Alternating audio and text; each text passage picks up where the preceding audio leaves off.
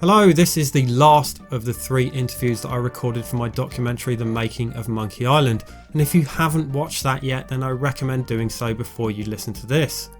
This time it's Mark Ferrari, illustrator and pixel art wizard who pioneered the techniques used to elevate Lucasfilm Games artwork in games like Zack McCracken, Loom and of course The Secret of Monkey Island. Unlike Ron and Dave's interviews, this one has video too, and it's a long one. Although I have edited out a few bits and pieces here and there, so you may notice a few cuts. Mark was so friendly and forthcoming with information, so it's a fascinating interview, and with a couple of interviews under my belt I was much more comfortable with this one. You can find Mark on Twitter at Morkyman, on markferrari.com, and please do check out his episodic illustrated story on twicetheserial.com, and don't forget the hyphens. Links for all these are linked below in the video description. I've edited out some of the pleasantries at the start, so we'll just jump right into the questions. Hope you all enjoy it. Thanks for joining me anyway, much appreciated. My pleasure. Thank you for being flexible in the date, and I really am happy that you did nudge me because there has been so much going on in our lives for months now that things just go on and off the hard drive here in a rapid succession, and I lose all sorts of things in the shuffle. So no good problem. job. I know the feeling. Yeah. So obviously primarily going to be talking about The Secret of Monkey Island, right, because that's the gist of what I'm doing. 30th anniversary obviously in September, October, depending on which anniversary you look at. So I guess just before we get into the ins and outs of specifics of Monkey Island, I guess start at the start. If you could tell me how you came to meet Gary Winnick and actually work at Lucasfilm Games. Well, that is a somewhat amusing story. As with most of the stories in my life, it has everything to do with being in the wrong place at the wrong time, someplace I shouldn't have been and didn't belong, and it working out very well. So I had decided to become an illustrator late in life, meaning, around the time I turned 30. It was a decision I had not anticipated, and I had just finished a portfolio of science fiction fantasy artwork in 1987. There's a whole backstory to this, and I don't know how much of that you want. I think probably you just want the part that involves Gary. No, if you have the time, you go for it, because all right. I'll be fascinated anyway. Yes, of course. All right. Okay. Well, the decision to be an artist at all was kind of a surprising decision. I had been artistically talented since being a kid, but I had written that off for reasons I won't go into here. And then suddenly it sort of came back just before I turned 30, and I decided to do that. So I went to an art school, and in my statement of purpose in the application to get into the school, one of the things I wrote was I would like to come to the school in part to find a clearer direction for myself as an artist. The only thing I know at this time is that I do not want to be an illustrator. And 2 semesters later, I was $14,000 in debt and had learned everything about art that I could afford to learn, and left the school to be an illustrator. I won't go into the details here of how that transition existed, but I think it's thematically appropriate to let you know that the first decision here was knowing that I did not want to be an illustrator and therefore becoming an illustrator. I decided to be a genre science fiction fantasy type illustrator and took my first portfolio of drawings to a science fiction fantasy convention in San Jose, California, south end of the San Francisco Bay Area, in the middle of the state. And I had never been to such a convention. I hadn't even realized they existed before, but I had shown the work in my new portfolio to the owner of a large science fiction fantasy bookshop in Berkeley, California. And he said, you need to take these to a science fiction convention art show. and I know the best one around here. So he sent me off to the website where, I think it was a website. I don't remember. It may have just been an address back in those days, late 80s, where I applied to get into this art show at a science fiction convention in San Jose. And I had no idea what I was applying for. I thought that this was going to be like a shopping mall arts and crafts fair where a bunch of people, local people, would have booths where they showed off their homemade ashtrays and, you know, doilies for shoppers to stop by and think about Christmas gifts. I had no idea. But when I arrived at this big hotel in San Jose, I discovered a giant hotel full of prestigious industry professionals from all over the country.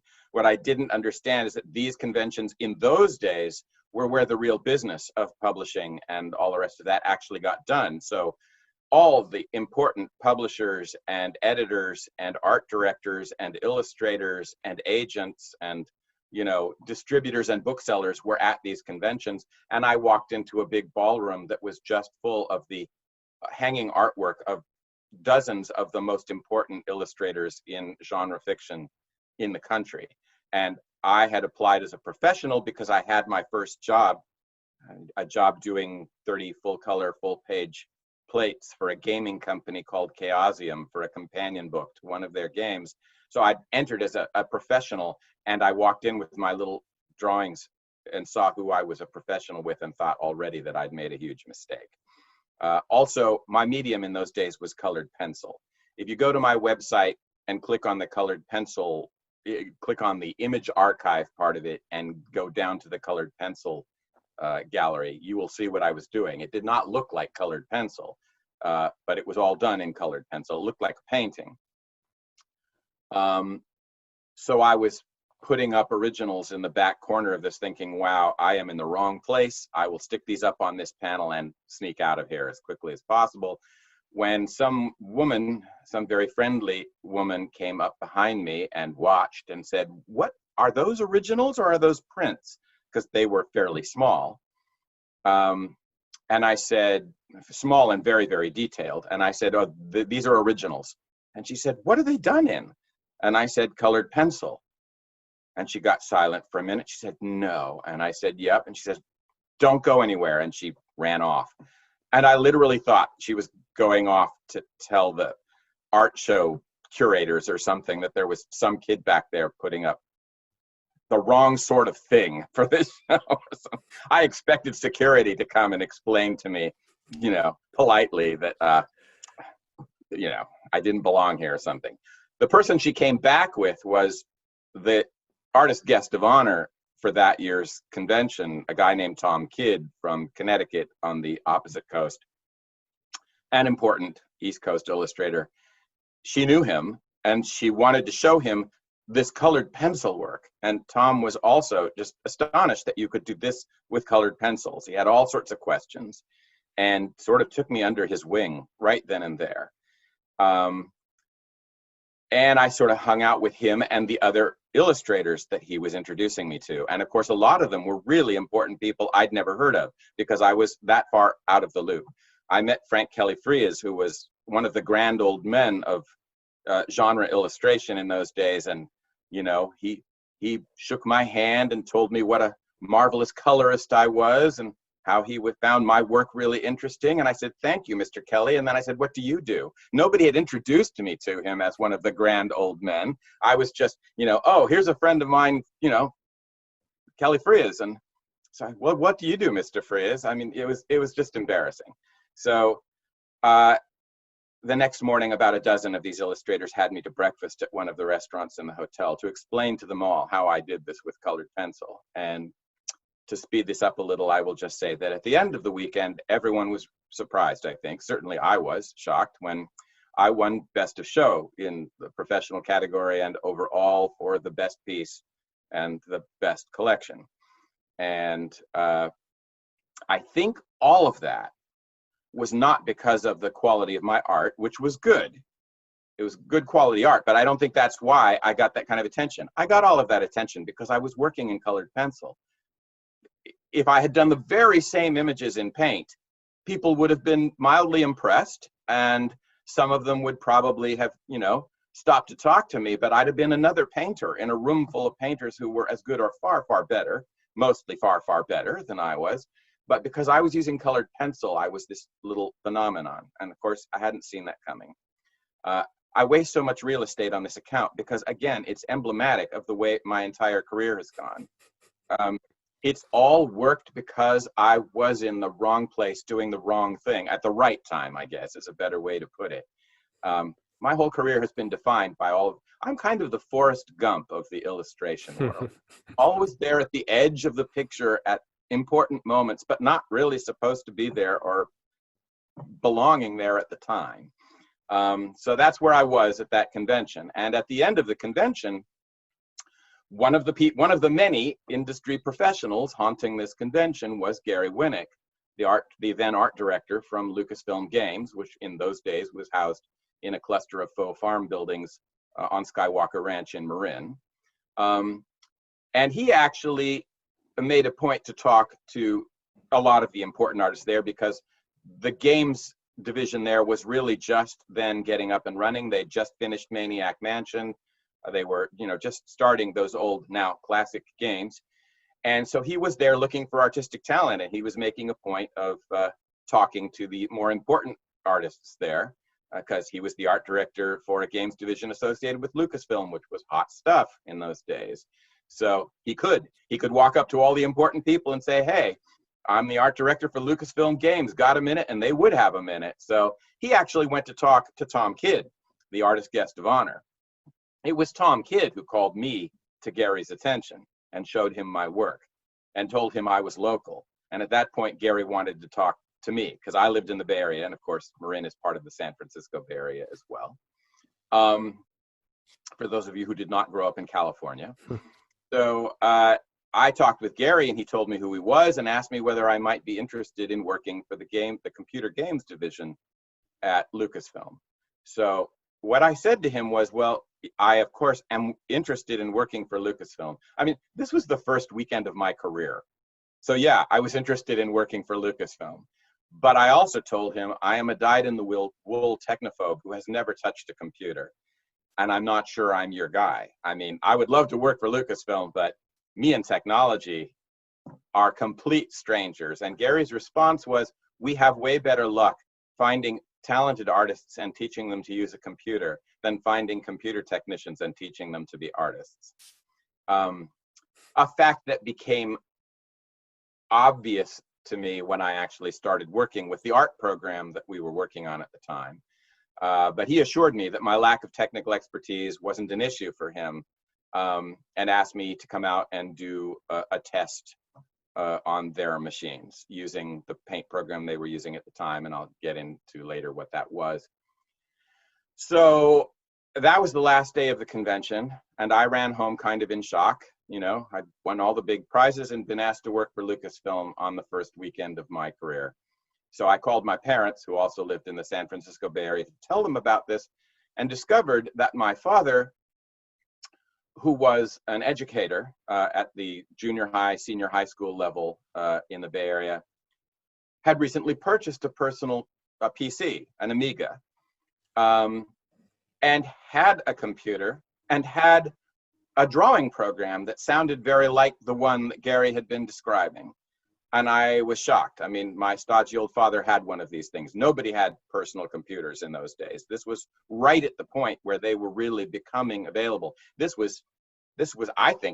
mean, I could be wrong about this. I'm just vaguely remembering back 30 some odd years, but I am pretty sure that Apple and Microsoft had really come into existence within a year or two earlier of this time. So this was all brand new, and I was astonished to find out that my father had one. So I drove to their house and spent the evening learning about pixels and how to use them on a screen in preparation for this screen test, so to speak, at Lucasfilm Games. And then I went out to Lucasfilm and they had me draw a little scene. I think it was an African veld type scene with some, grass huts. And apparently I did much better than they expected me to. So I was hired to do background art for Zach McCracken and the Alien Mindbenders. So I think that probably answers your initial question about how did I end up talking to Gary Winnick, and I will stop the story there until I find out what your other questions are. Well, the next question, it actually exactly follows on from what you just said, and you said you worked on Zach McCracken. The next question was, can you tell me what you worked on before Monkey Island at Lucas? Okay, so starting with Zach McCracken and between that and Monkey Island.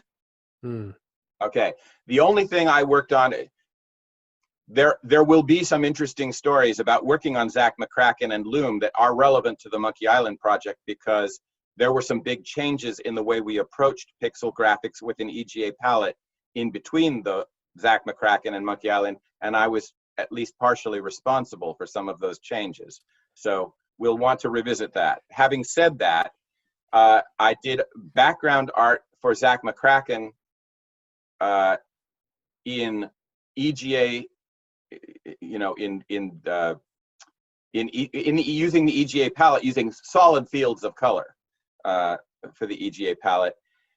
The next major game that I did was Loom, which was done in dithered EGA because of changes I had been involved with. Loom won a lot of awards because of the way it looked, and the way it looked was directly and almost entirely because we were now using dithered EGA color instead of solid fields of EGA color. And I believe that the next major game I worked on after that was Secret of Monkey Island. There were some smaller games in there somewhere. I did background art for something called Pipe Dream, kind of an arcade game where you assemble little bits of orange pipe as a green liquid flows through, trying to stay the green liquid. And I'm pretty sure I did some incidental screens for some other things.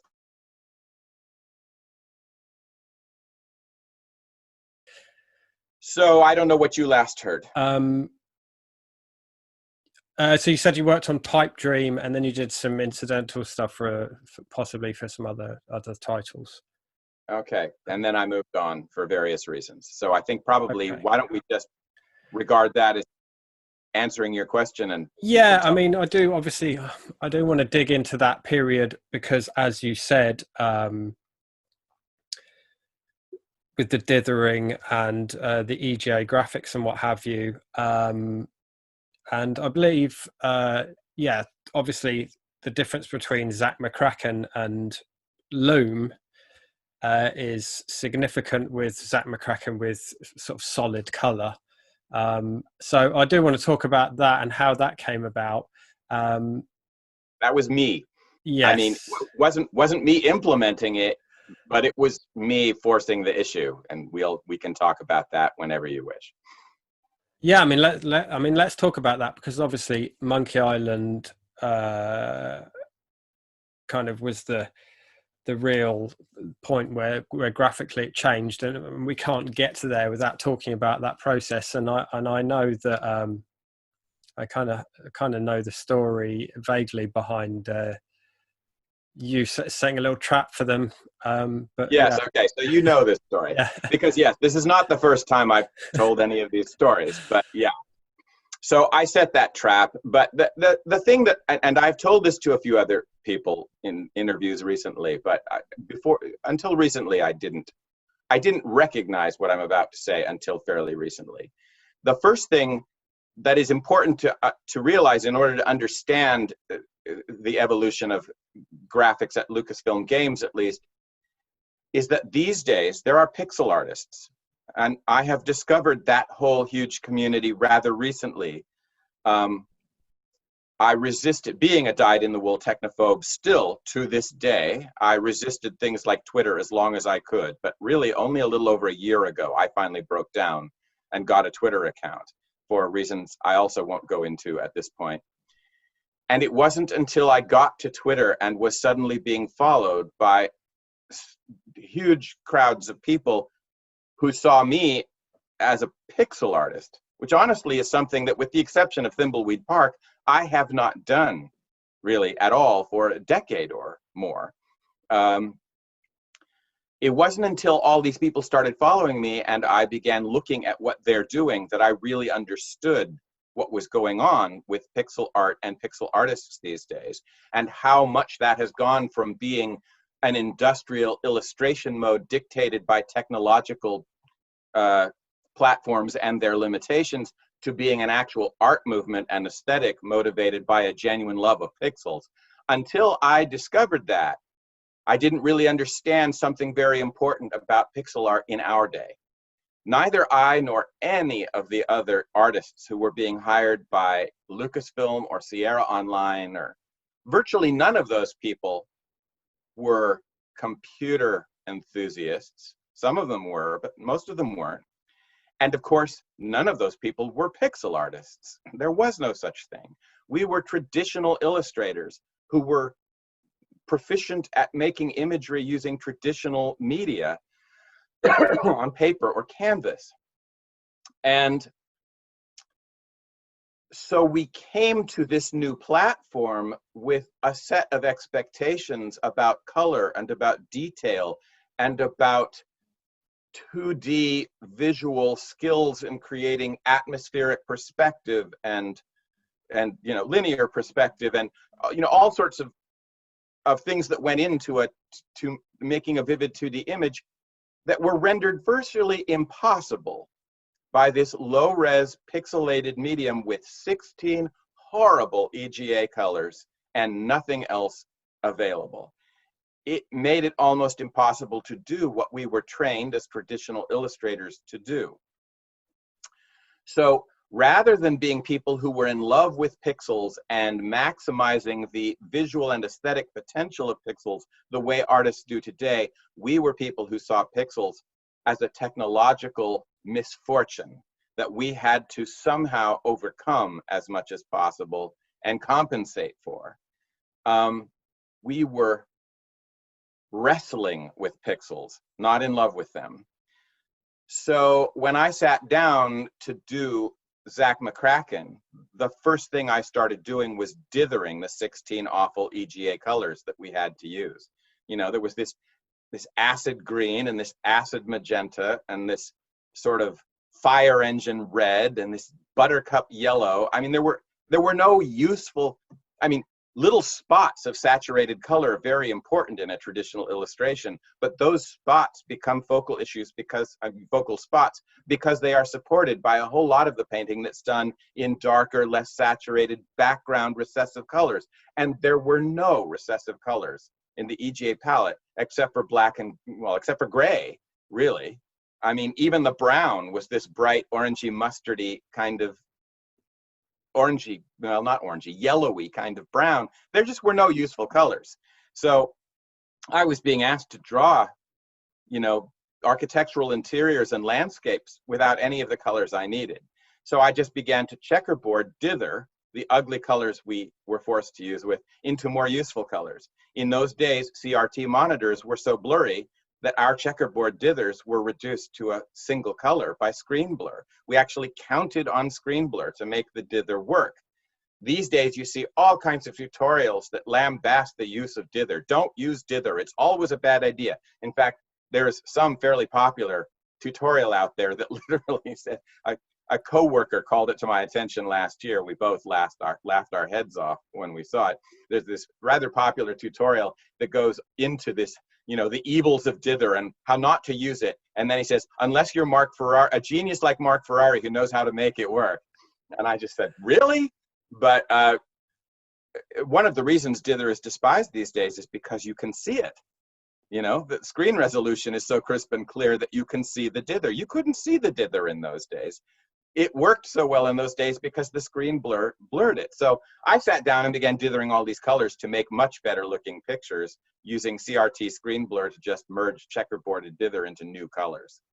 And I don't know if I'd done that for even a full day before Ron Gilbert and a couple of programmers came running into the office in a dither, so to speak, to tell me, no, you cannot do that. Dither doesn't compress. Well, of course, being a technophobe, I had no idea what that meant. But basically what it meant was that color was managed on the platform and in the software of the day by scanning the screen in horizontal scan lines for changes in color. And every time there was a change in color, another bit of data was added to the file. So when I checkerboarded a dither, there was another bit of data for every pixel in very large areas. And that just filled up the tiny little floppy disks our whole game was stored on in that time. One of my pictures took up a whole disk. And, you know, they couldn't do that. They were absolutely right. So this was explained to me, and I was told, you need to use solid fields of these colors, no matter how hideous they are.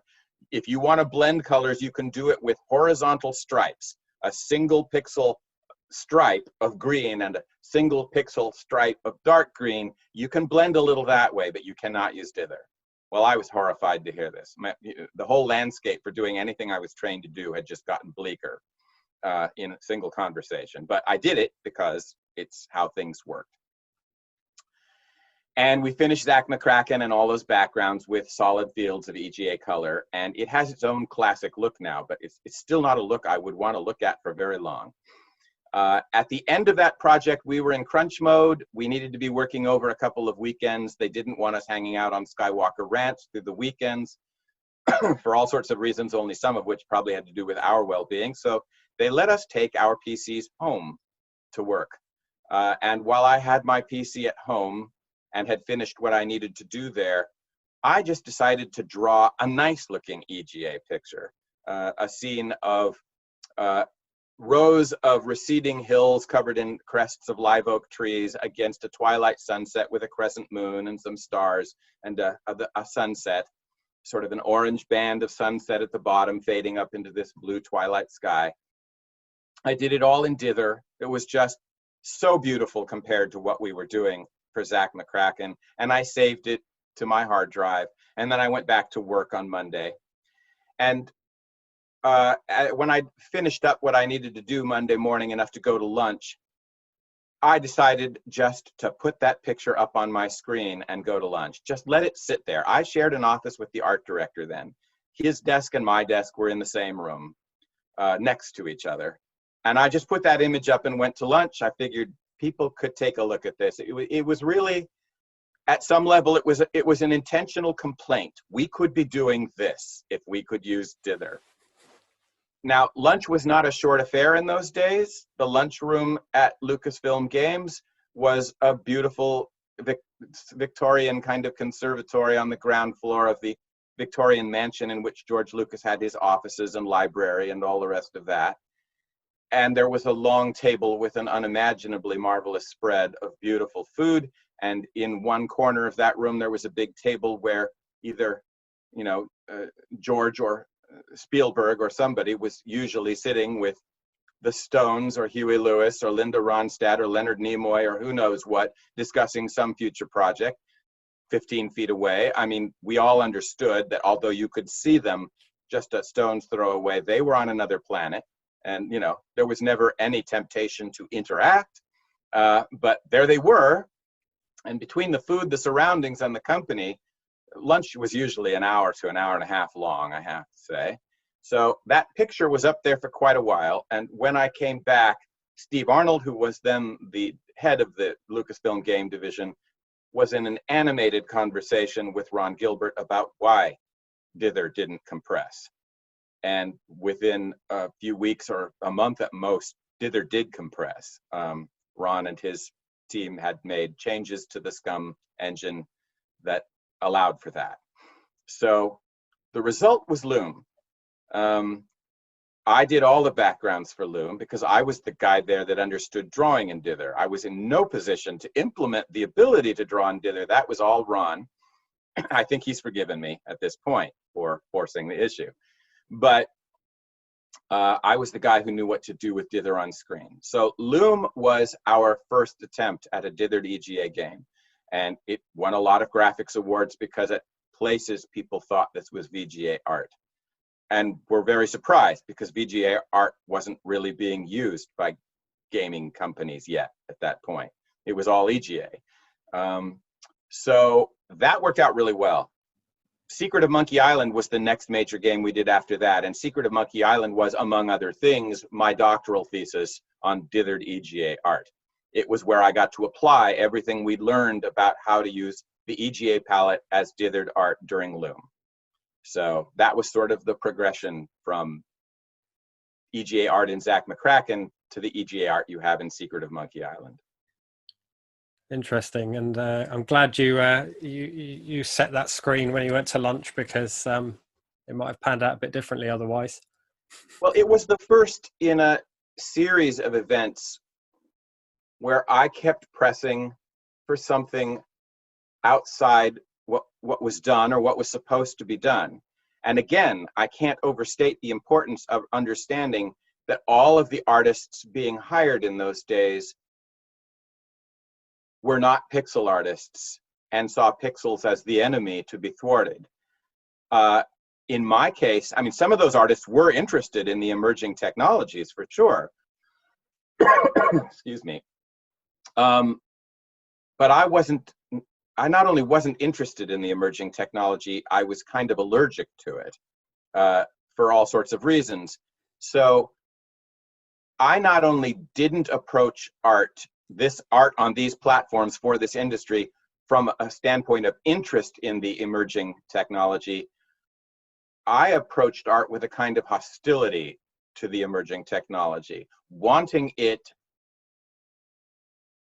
to accommodate more of what an artist should be doing than it did. And because I wasn't even interested in games particularly, I've never actually been as interested in playing games as I have been in making them. And even when making them, I wasn't as interested in making them as I was just in making art. For me, it's always been about the art. It's not been about games until very recently. I'm actually now starting to get interested in all of these beautiful little indie games that are being made by indie developers. And this is another direct result of having suddenly become in dialogue with and direct communication with this new pixel art community out there. Up until then, I have not really played most of the games at all that I have contributed artwork to, because it was all about the art for me. So I kept making decisions that were about the art. They weren't about the technology. They weren't even about the game or the game design. They were just about the art. And as such, I have tended to make decisions that nobody else was even thinking about. I have also tended probably to be very difficult to work with, because I was never really trying to do what we were here to do. I was doing something else. And why do you keep bringing something else into the room? But I have kept doing it. And every now and then, it pushes things to a place nobody had expected to go that turns out to be good for everybody. And the rest of the time, it just made me a pain in the ass. I'll use this moment to apologize to all those people. I'm sort of getting that now. I don't know that I got it at the time. I was just trying to do what I did well. What was the problem with that? Well, we were also here to do what we were doing. And I begin to see that those weren't always the same thing. So, do you think that the kind of freedom that you had at Lucasfilm Games, I mean, I know it was a lot more relaxed in those terms compared to a lot of other development studios? So much more. It was an entirely different environment. First of all, it was a new industry. Nobody had decided at that point what this was about, or what this should be about, or where it was going. So everybody was in experimental mode. Even the investors were in experimental mode in those days. So the fact that all the answers hadn't been nailed down and everything that hadn't been nailed down hadn't been excluded left a great deal of wiggle room that is no longer, that hasn't been there until recently. I think we may be getting to a point now, because of the online community and because of the way that the internet has made individual development and sales and audience building possible. I think that we may be getting back to an area now where things are starting to change and experimental approaches are becoming open and viable. But for a long time, that wasn't the case. But back in those days, it was still the case, because nobody had figured out what the answers were, so nobody had figured out what the answers weren't. So that was a big part of it. But another part of it was that what we were doing was almost unimaginably smaller than what we do today. I mean, there are too many topics to address here, really. The first one is that the tools we were using were not just smaller, they were slower. And that really turned out to matter. The tool I was using to make this EGA art for these first 3 games at Lucasfilm was called Deluxe Paint 2. It was a product produced by Electronic Arts. It was a 16-color pixel art program. All of the controls for the entire game fit in 2 little bars to the side and above, a single screen with, I think, maybe half a dozen, maybe 8 pull-down menus. You could learn all of the controls there were for this game in a single day. Imagine trying to learn Photoshop or Illustrator, much less 3D rendering programs that way. So first of all, the limit of what we had to learn and the choices we had about how to approach something or how to do something were tiny. You could get them all right away, and then it was just a question of thinking outside of that box because there was nowhere left to think. Secondly, that tool was the industry standard for almost 10 years, almost unchanged. I think there was one major deep paint update, and really it improved a lot of things and added a few small features, but deep paint was pretty much the same tool after that update as it was before. Having a tool, the same tool available to you, literally unchanged for 10 years, meant that you could learn to be proficient in it fairly quickly, and then you could start figuring out how to be innovative and creative with the use of that tool. And you could pursue those ideas, and there was a lot of time for happy accidents. I mean, happy accidents were responsible for some of my later innovations in the use of pixel art, particularly when it comes to color cycling and palette shifting. Things nobody intended to do or ever imagined doing were only possible because I was able to use that tool long enough to have some happy accidents that suggested approaches to me that weren't there, and then to figure things out. These days, by the time you've become proficient with a tool, somebody has updated it or just replaced it entirely with some new tool, and you have to start all over learning to be proficient. The current environment does not allow for creativity, and certainly not for mastery. It just allows people to keep up, gasping with proficiency on the tool before they need to start the cycle again. So the idea that you're going to figure out how to do things with this tool that are outside of anybody's expectations or understanding is much less likely. I know there are people out there who eat, sleep, and breathe this technology, and some of them may actually probably are on top of it enough to get beyond the proficiency curve, but it's just them. So the second thing, in addition to the fact that the industry was so new that it hadn't defined itself and excluded a lot of options yet, was that our tools were small enough and around long enough that we could actually play with them and experiment with them and get to know them and learn to think outside the box. The third thing I will say is that everybody there was thinking outside the box because we'd all come from outside the box. Everybody talks about thinking outside the box. They go inside the box and tell everybody in there that they should learn to think outside the box. If you really want people to think outside the box, go find people who are from outside the box, because those people can't think anywhere but outside the box. That's where we were, all of us to one extent or another in those days. It's not where we are now. And the fourth and most important thing about the industry in those days was that it only took 6 to a dozen people to make a whole game. So our teams were 6 to a dozen people. Everybody knew everybody. Everybody was in contact and talking and involved all day long. And everybody was involved in all the discussions there were. Everybody talked about game design. I mean, yes, we were each there to specialize in some part of the game making process. A couple of us were there to do art, and that was our area of expertise. A couple of us were there to do programming or game design, and that was their area of expertise. But everybody got together numerous times a day to talk about the art and the game design and puzzles and dialogue. And, I mean, there wasn't anything that anybody was excluded from. And there was very little in the games that wasn't actually the sort of collegial summation of what everybody had contributed. It was a far more creative, far more collegial environment than it is now. The story that at this point I've told many times, the getting to be well-known story of how Guy Brush got his name, came out of precisely that kind of conversation. In those days, a movable sprite on screen was called a brush. In fact, I'm pretty sure that's what the tool called it. There was a pull-down menu in DPaint called brushes or something like that, I think. And so anything that you picked up and moved around on screen, any bit of art that you picked up and moved around the screen was called a brush. So character sprites were referred to as brushes. And as we were in the early stages of designing the game, I think the designer's first intent was that there would be a male protagonist and a female protagonist, and the player could decide whether to play the young pirate as a man or a woman. In the end, I think that alternative was eliminated because we realized it was going to mean a dual set of every protagonist animation in the game, and that tiny bit of floppy disk space we had in which to ship the game simply wouldn't accommodate that many animation frames.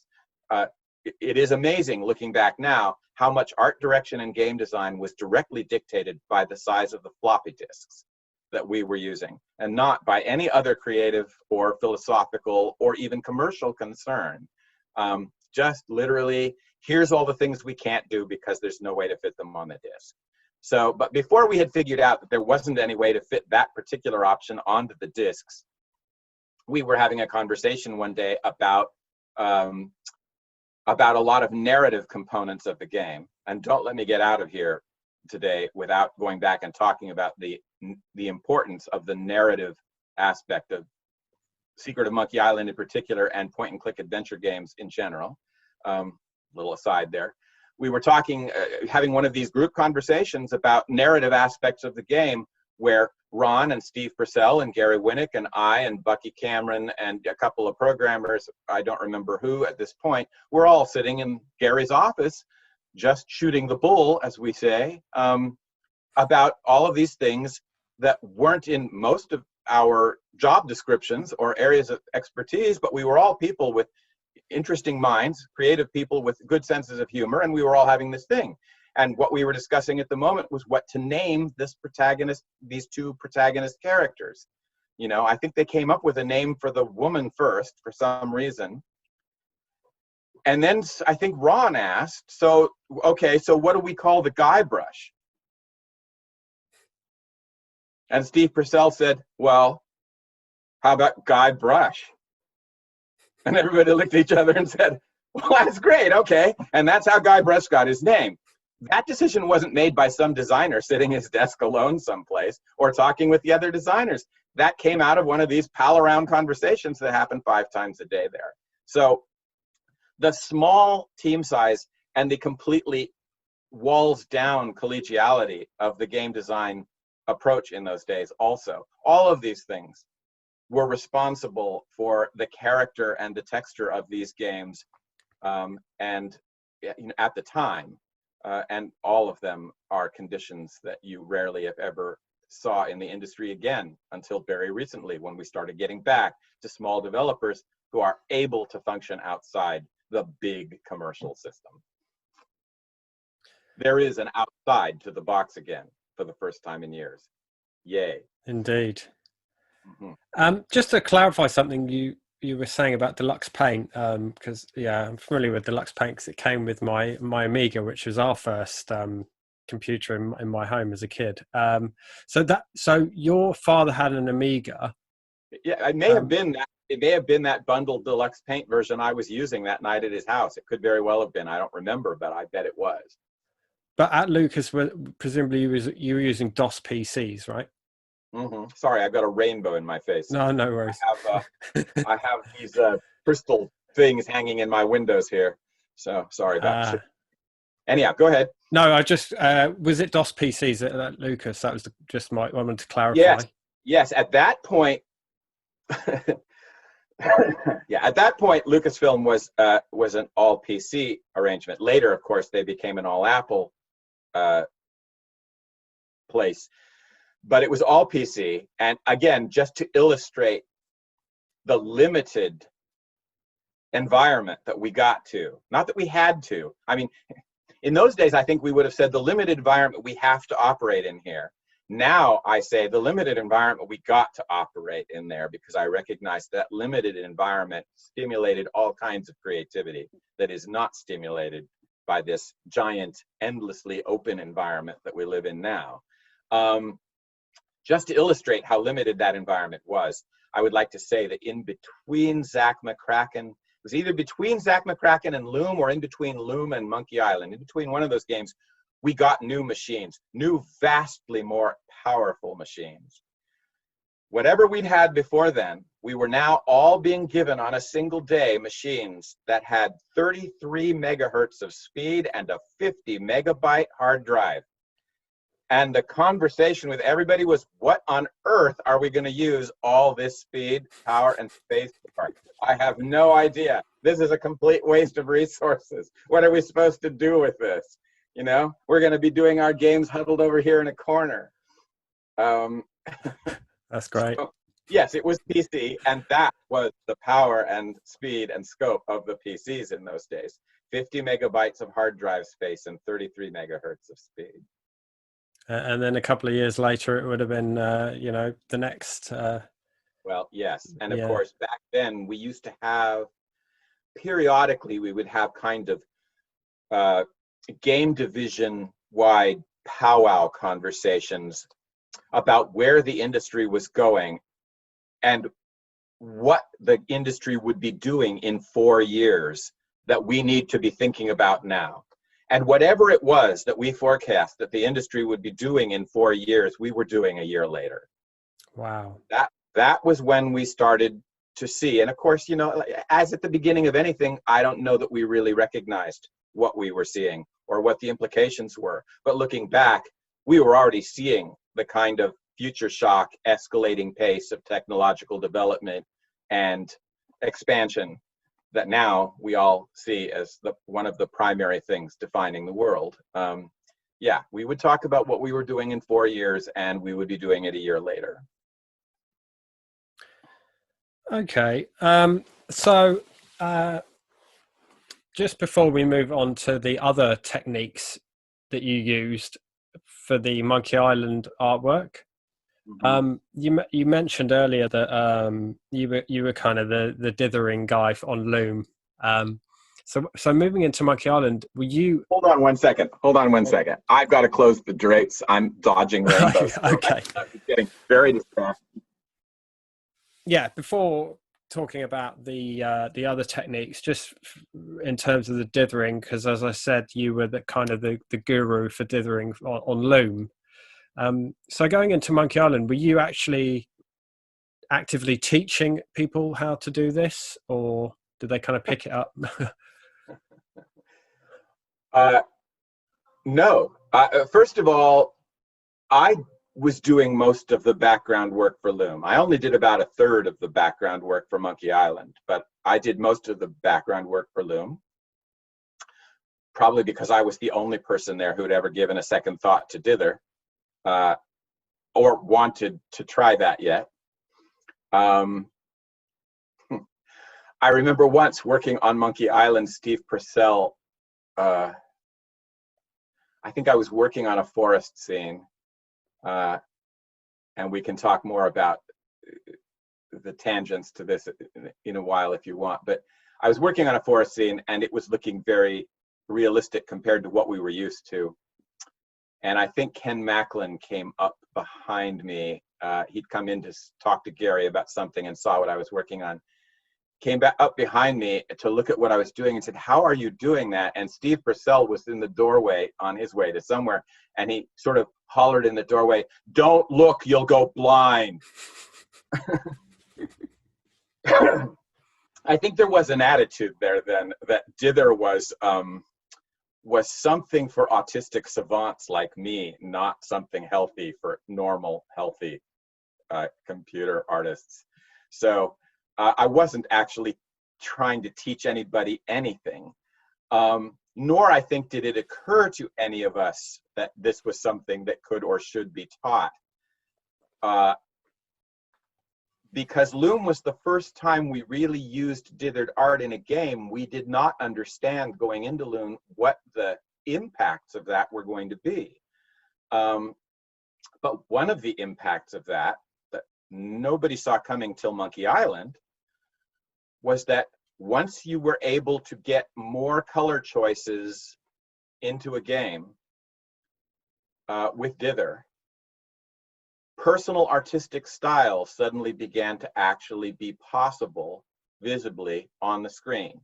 When we did Zach McCracken with solid fields of EGA color, with solid fields of those 16 garish colors, and the only way to blend anything being horizontal stripes, everybody's art looked the same.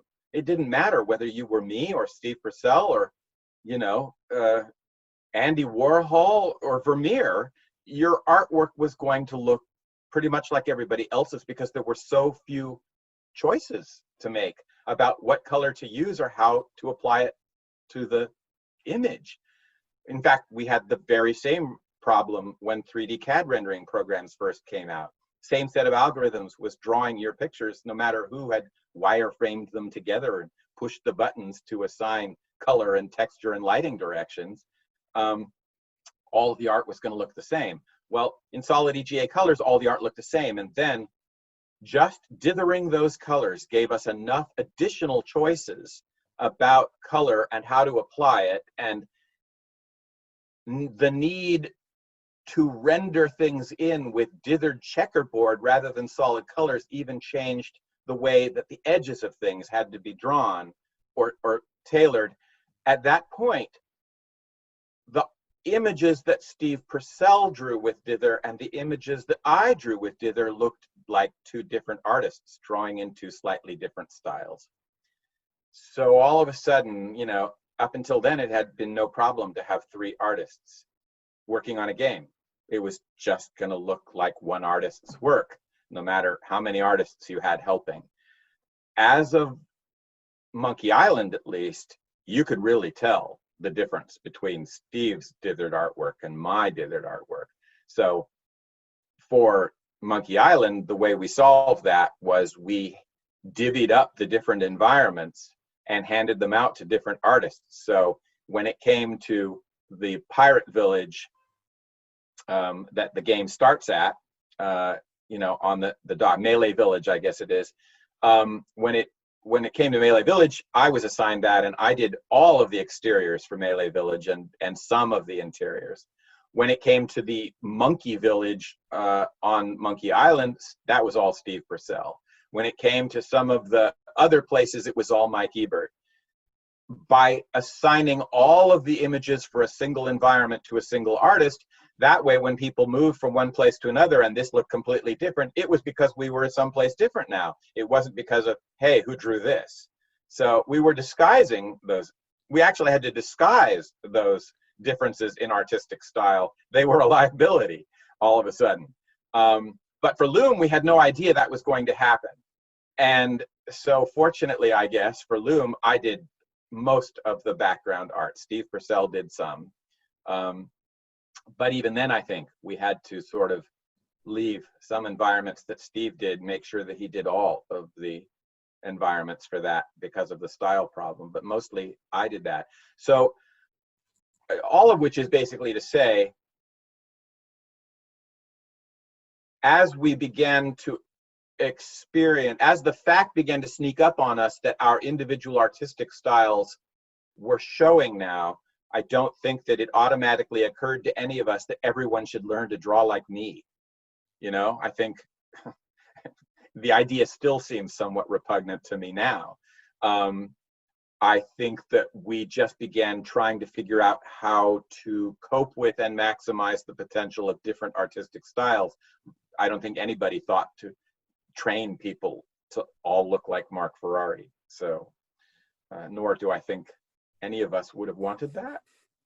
So, yeah, that if that answers the question. Yeah, sure. So you mentioned there's three of you. So is it you, Stephen, and Mike doing the backgrounds only? I believe, and again, this is a guy who never played the game until the last year or two, and then didn't play it all the way through, talking to you about things he's basically remembering from 35 years ago. With that caveat, I believe that the only people doing background art for that game were Steve Purcell, Mike Ebert, and I. Okay. Honestly, you could probably answer that question pretty easily just by looking at the game credits. Whatever they said is probably the truth. Okay. So, I assume from what you were saying about the way you kind of had individual places or islands or whatever it was, the three of us are the only people.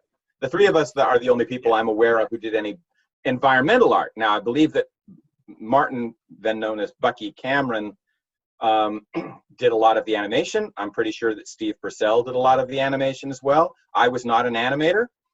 I was entirely focused on environmental landscape. I should probably also have mentioned in the very early part where I was talking about my going to art school and, my surprising decision to be an illustrator. Up until that point, I had been focused on fine art landscape. That was where I really started as an artist. And that's where my landscape and environmental art has been my focus all along. I've never been all that good with figures or all that interested in figures most of the time. I love them in other people's work. I love looking at them in other people's work, but my inner resonance has always been with the place, not with the people passing through it. So visually, at least. I'm also a writer, and as a writer, it's all about the people. Although I have been told that my writing is very visual and that my environmental descriptions are very vivid, and that's probably true because I'm still painting in words. So, and I don't remember where I was going when we started talking about all of that. I'll just dribble to a halt now and wait. So, dithering aside, you mentioned two techniques. One would be is it palette cycling? Is that the term?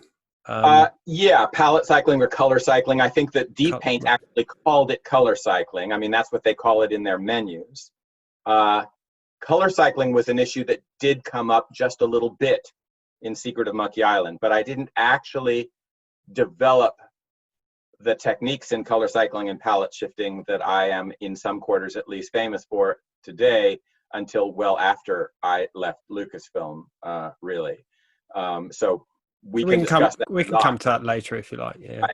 But the color cycling issue in regard to Monkey Island that is potentially relevant, and again, as I have said in a few other places, I am speaking from memory here, and there is a possibility that my memory is wrong. Because as we know these days, memories are constructed all over again each time we remember them. We have brain imaging now that makes that very clear. So who knows if this is true? You may want to ask Ron Gilbert or somebody, or David Fox or somebody who would remember. But it is my memory that when we started working on artwork for the game, one of the first things we did was that lookout point with the stone arch where the old man is sitting by the bonfire staring out to sea. And we were debating, I mean, first of all, my first big challenge there was drawing firelight with, even in dither, with these 16 horrible colors. The way a fire looks like fire is not just that it is orange and yellow, but that it is casting orange and yellow light on and shadows onto things. And we really didn't have the colors for it. But part of that debate ended up being about whether or not to animate that fire at all. Again, all the art direction decisions that were made by Disk Space, just the extra frames to animate that little bonfire were a serious calculation in terms of consumption of disk space. And we were very early in the game, and Ron didn't want to just start, eating up disk space with gratuitous environmental animations until we were sure we could. So we were talking about just drawing that fire as a frozen part of the art, which really didn't appeal to me, again, for artistic reasons. Who cares about your damn disk space? It doesn't look good. So that was when Ron called my attention, I believe, to the color cycling feature in Deep Paint. Deep Paint came with this capacity to identify a little row of colors of whatever length you wished in the palette. And of course, in those days, the palette was 16 colors, so the length was pretty narrow no matter how you cut it. But to identify a little row of colors and tell this particular art file to switch the positions of those colors in order in a loop at whatever speed you chose. So with 16 colors, there wasn't a whole lot you could do with color cycling. I mean, you couldn't color cycle the whole palette. Otherwise, the whole screen would just become a jumble of changing colors. So you got to pick just 2 or 3 colors. And so he pointed out color cycling. It also came with a little demo screen full of really clever little animation techniques. They were doing just, no frames, just color cycling. They were really clever, but almost all of those images were pretty much the best you could do in this one example. There wasn't much of any place to go with that beyond where they'd already gone. And most people were ignoring color cycling because all it really seemed to do was create bands of moving color on the screen. And after the first sight of that, I mean, how many times do you really need a band of moving color? And how many times can you use it before people get bored and say, you got any other tricks? So nobody was paying any attention to color cycling. But Ron said, here's a way to make things look like they're moving on screen. Maybe you could just use this with the fire somehow to give it some motion without us having to do frames. And I think that we actually ended up using that color cycling technique to animate that bonfire on the lookout point. And that was, unbeknownst to me, the beginning of my color cycling career right there. Because I, of course, once I discovered a new tool, given 10 years of using that tool, I had to go back and figure out how I could use this better, how I could stretch this further, what we might be able to do to get around the apparent limitations of this or that. Involved a lot of happy accidents along the way that opened my eyes to a possibility I would never have just thought of on my own, etc. I had 10 years to play with this, so I got to do things with it nobody thought were possible. Nobody ever imagined would be possible when they first saw the color cycling tool as presented by EA. But yeah, if I am right about that memory, if I haven't constructed some part of that in imaginary space during the last 30 years, then that bonfire was the beginning of my color cycling happening right there. And so in some academic way of relevance historically to the future of computer games. So, trying to make it sound grandiose there. Well, it is really, let's be honest, hugely influential sort of period and hugely influential game, certainly to me and many people who are going to be watching this, I know. Which I would like to emphasize right now that it's coming up. None of us, again, had any idea of. I mean, people need to remember we did not sit down to make a classic computer game. Nobody ever gave it a thought. Monkey Island wasn't as good as it was because we set out to make a classic computer game. It was as good as it was because everybody there was incredibly creative. Everybody there was very hardworking, and everybody there really loved to make the best thing they could make, the best way they could possibly make it, no matter what it was, whether it was lunch, whether it was a hand-drawn birthday card for your younger sister. We were just the kind of people who went all out. And we just went all out because, we were the kind of people who sat down when our work was through on a weekend at home and drew a more beautiful pixel drawing just because I wanted to do it, damn it. So we just thought we were making a computer game and making the best game we could make because that was fun for us. And when it was over, I don't think we gave the game another thought as we moved on to Indiana Jones and the Lost Secret of Atlantis, any more than we gave Loom a whole lot of thought. There were people at Lucasfilm giving it a lot of thought. They were in the marketing department and, people like that. But we were off to the next race when this race was over. I did not discover that Monkey Island had become a classic game until 2005. That is when I found out that Monkey Island was a classic game. And it's an amusing story. So if you've got the time and you don't care, I'll tell you the story. So I went on to develop these techniques with color cycling and palette shifting and things that made me literally the only guy in the world who could do those things with VGA 256 color 8-bit art. And I was beating away potential employers with a stick and, you know, one of the it guys for a very short time. And then at the end of the 90s, they came out with 3D CAD rendered art. And within a year or two, everything I was famous for doing was irrelevant. I mean, I went from being one of the most sought after computer game artists in the country to having no work for years at all, and went on to other things. And eventually moved for reasons, one of the things I went on to was writing, and for reasons having to do with the writing, I actually ended up moving from California to Omaha, Nebraska for a couple of years. We'll just call that severe compass malfunction, since repaired. And I assumed that my career in computer gaming art was over.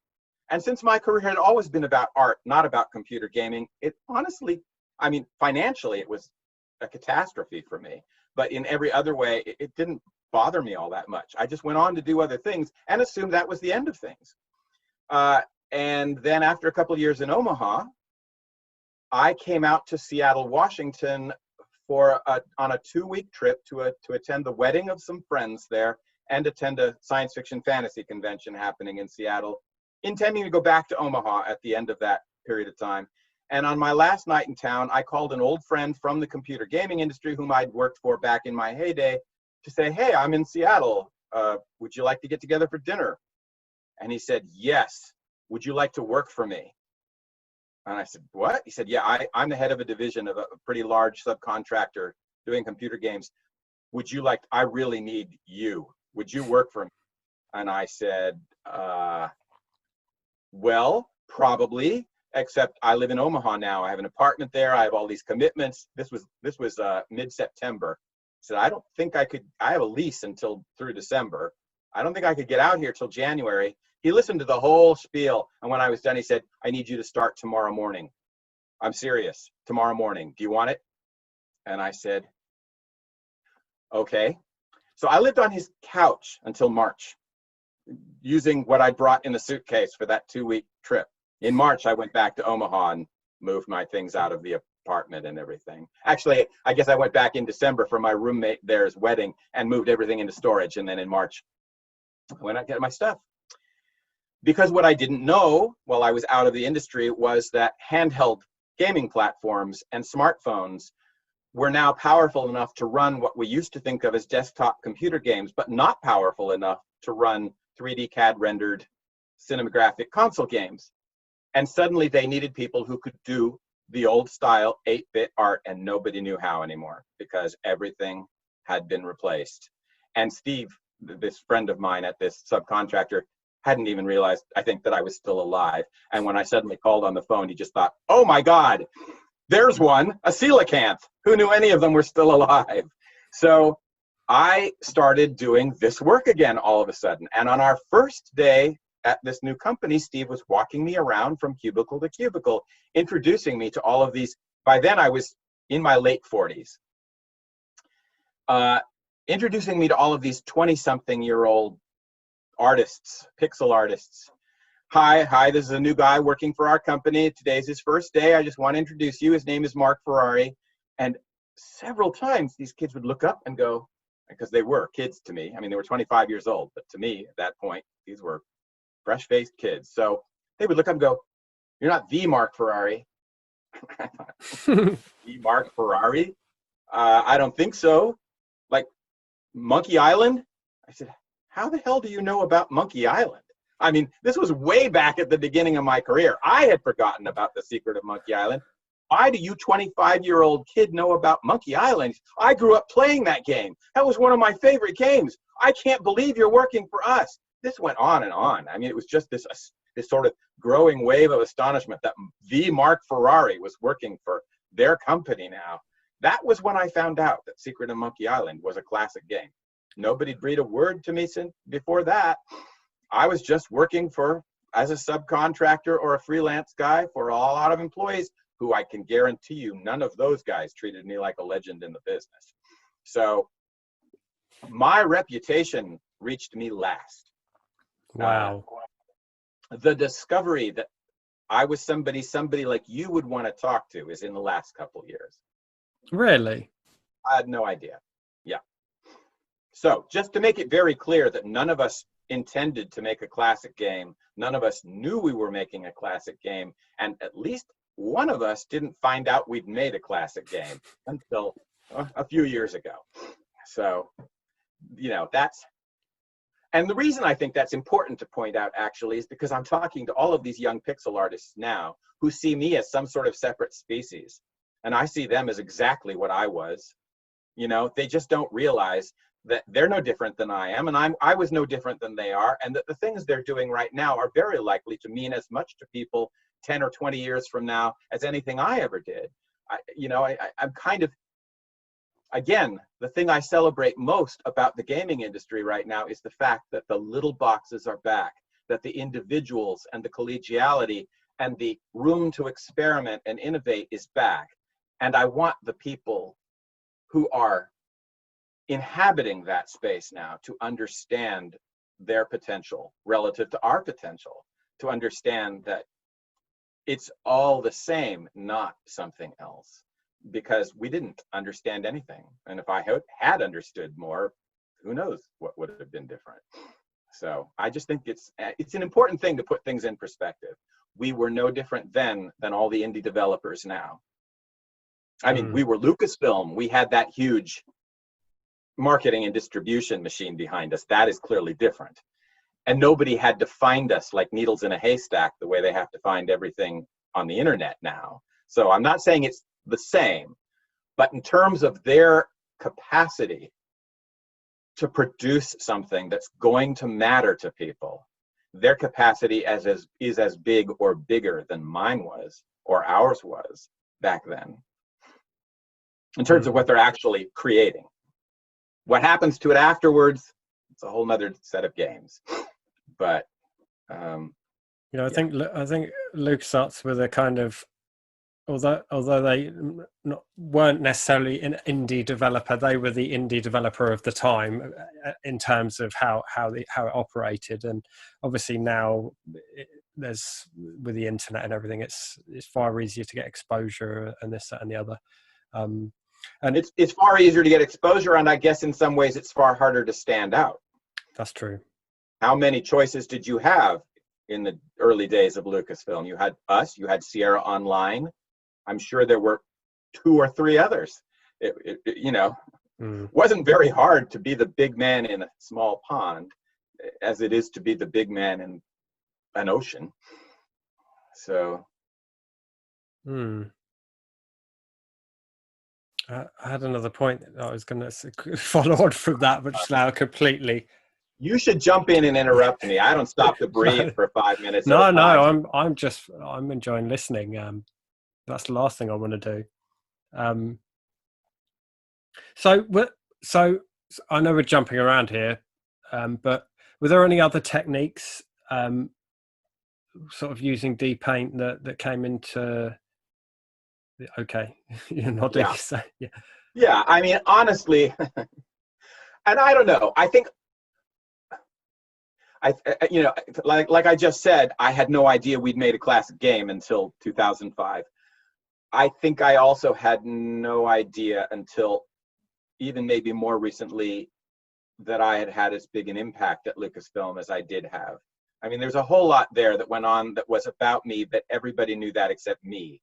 I didn't know that. And I guess people probably assumed that I did know that, so nobody mentioned it to me. So I'm only seeing a lot of things in hindsight. But again, going back to the idea that I wasn't there about technology and I wasn't there about games or game design. I was just there as an artist who had planned to do book covers for New York and did a few, but that never really happened. It never really happened in large part because I was swallowed whole by the gaming industry for a decade. But I was an artist who was going somewhere else when Lucasfilm happened to me, and went on trying to be that artist at Lucasfilm, even though Lucasfilm had me. And therefore, I didn't go on understanding the tech. I didn't go in knowing the understand. Let me try this one more time. I didn't go in understanding the technology. I didn't go in interested in the technology. I just went in trying to figure out how to make this damn thing do what I wanted it to do. And as such, I never sat down knowing how to do what I was here to do today. I sat down to figure out how to do. I was reinventing the wheel all the time because I had never heard of wheels and didn't know about all the things that had already been invented even then about wheels and how to use them and how to make them. So I reinvented the wheel every day. So dither was the first and obvious one, but there were other things. Looking back, I realized.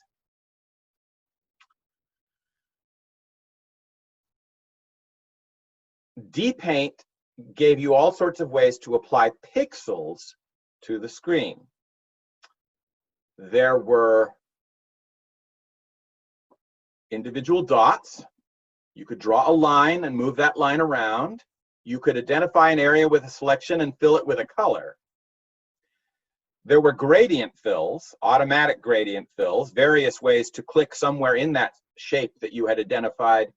You clicked on a point and it filled the gradient from that point as a straight line or in a concentric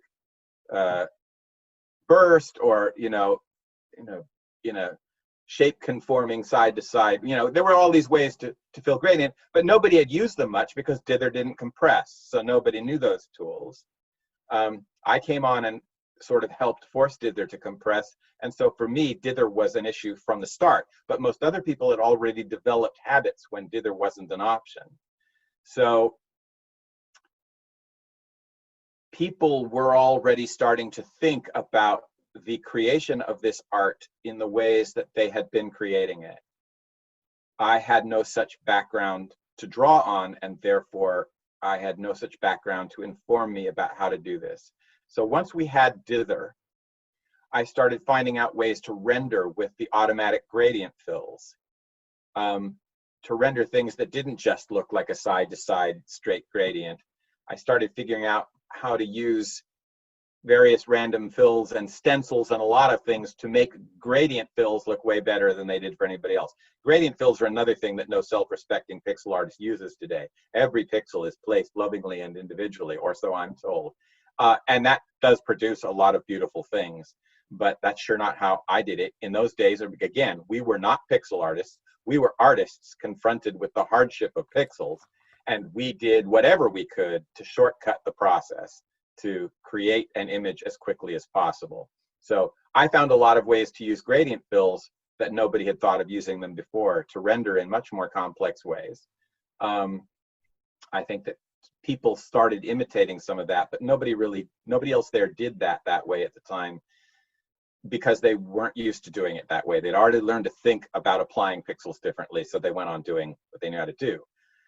The other thing I did was I drew with brushes. Nobody had been doing that before. So if you want to draw a tree covered in foliage at the top, you're drawing hundreds of leaves there. Everybody else identified the shape of the tree with a selection, filled it in with a solid color, and then started applying the details of all of that foliage, either in lines or in dots, 1 pixel at a time or a line at a time, drawing over that tree the way they would with a pencil. Well, you couldn't draw like you draw with a pencil here. The resolution was way too clunky. The colors were too few. This tool didn't have the capacity to embrace that level of detail and line nuance and all the other things that go into drawing. So I just stopped drawing. I didn't even do preliminary sketches. I would just sit down at the screen and start creating shapes and filling them in with colors and gradient fills and things. And the next thing I started doing was, okay, why on earth am I drawing all the leaves, all the several hundred leaves on this tree? I will draw 3 or 4 clusters of beautifully rendered leaves, and then I'll pick those clusters up and stamp them down, and pick another one up and stamp them down. I'll do those clusters in 4 different values, in 4 different color sets, warm light green here, dark cool green over here, and 2 stages in between. And I'll lay down the dark ones first and then the lighter ones, and then put in the medium ones, and then do some highlights.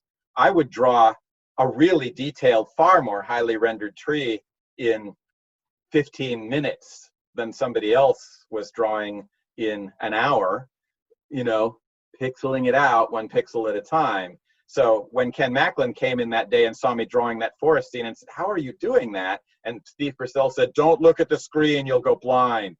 It was because I was jamming together. In The Secret of Monkey Island, there are a couple of lookout scenes during the daylight environments on Monkey Island where you're looking out over vast expanses of island space with the ocean in the distance. Those scenes are probably the scenes I am proudest of in the entire game, largely because there is atmospheric perspective in those scenes. We had gone from the EGA backgrounds at Zach McCracken in 2 games to where you could actually see the thickening air cause things to lighten and blue as they receded into the distance. You could actually feel the distance between you and that distant ocean. And you could see all of this topographical detail in between. It was practically like, I mean, if you blurred your eyes, it was practically a photographic image of an island receding from where we'd started. I was pretty proud of that. But I'll tell you now that all of that beautiful topographical detail, that was because I stamped it all down as brushes. I didn't draw all that detail 1 pixel at a time. Everybody who looks at it thinks I did, and they just can't imagine the effort that must have gone into such an amazingly detailed picture. Nope, not really. Bam, bam, bam, bam, bam. I drew a couple little pieces over here. Bam, bam, bam, bam, bam. And then I turned on stencils and just recolored those pieces and recolored those pieces. So the use of gradient fills, the use of stencils, and the use of drawing with pre-drawn brushes. Everybody does it now, but nobody was doing it then. So I was probably the first person to do all of those things. And I think to some respect, people looked at some of that and incorporated it in what they were doing. And I think to some extent, the other 3 or 4 artists there at the time just went on doing what they were doing because they liked it fine and it was their style. And I don't think anybody had a problem with that. Again, never crossed my mind that now that I'd learned to do this way, everybody should do this way. It was just, I was learning to do what I wanted to do better and better. And they were doing what they did better and better. And I loved what they did and they loved what I did. And it never occurred to anybody to say, you know, oh, artist number 3 is the winner. Now everybody must emulate him. That just never happened. Wouldn't have happened in those days.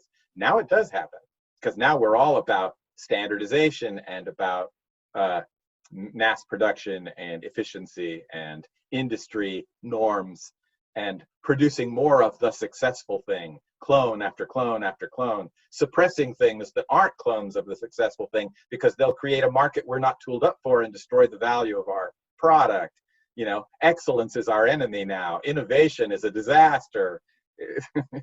Some terrible mindsets have been created by our prodigious and lucrative success in this industry. None of that had happened then. The world was still innocent and new. Yeah, I think that's a big part of why people like myself and people who watch my channel, you know, and I've got this room full of old 80s and 90s games because it was a time when a lot of those practices didn't happen, and I think a lot of people are disillusioned with modern gaming. And it's nice to see, like you said, the indie games. Some of my favorite games in recent years have been, you know, 2-man games and really, really small indie games. This year, for the first time, I am actually buying games on Steam. I mean, seriously, if you told me this 2 years ago, I'd have said you needed to up your meds. But now I'm buying games on Steam and playing them on the computer for my enjoyment. I plug Octavi Navarro wherever I go. Do you know who Octavi Navarro is? I do, actually. Right. Gorgeous artwork. Yes, gorgeous artwork, but not only that. And now, I said earlier, don't let me get out of here without talking about the importance of the narrative aspects of Secret of Monkey Island and Loom, and frankly, Zach McCracken. Now I think is when we can get to that part of the conversation if you feel ready to get to that part of the conversation. Sure. So not only is Octavi Navarro an awesome pixel artist and truly an artist, I mean, I guess I'll start by reinforcing that idea. When I did pixel art, it was because we had no choice but to use pixels. Mark Twain famously said on numerous occasions in one form or another that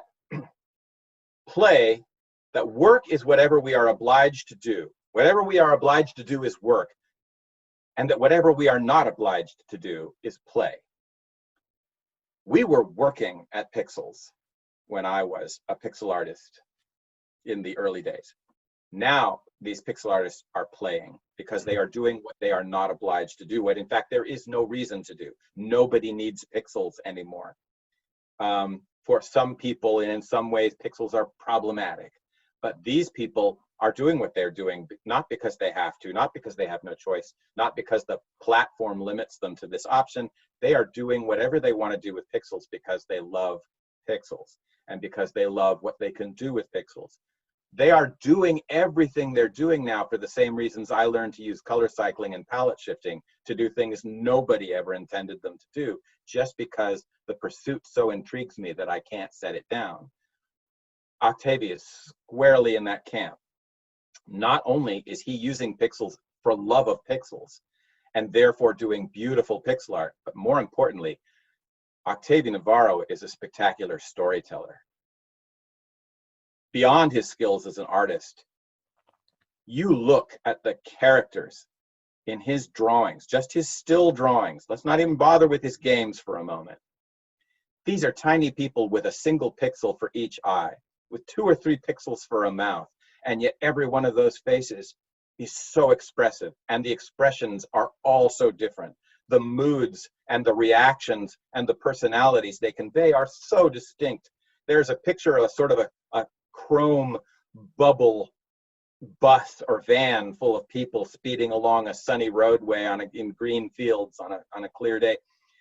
There's the woman driving it with this hell-bent for leather, expression on her face, and there's this woman holding her hat, waving at somebody with this kind of hey, and there are these children with their faces pressed against the glass that are so happy, and there's this woman dealing with a naughty child with this frown, and somehow he's accomplishing all of that with 1 pixel for each eye and 2 or 3 pixels for each mouth.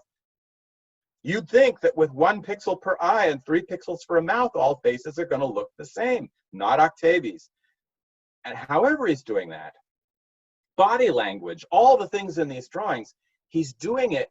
He's learned to do that with pixels because he has such a strong instinct for storytelling, informing his motor skills with those pixels.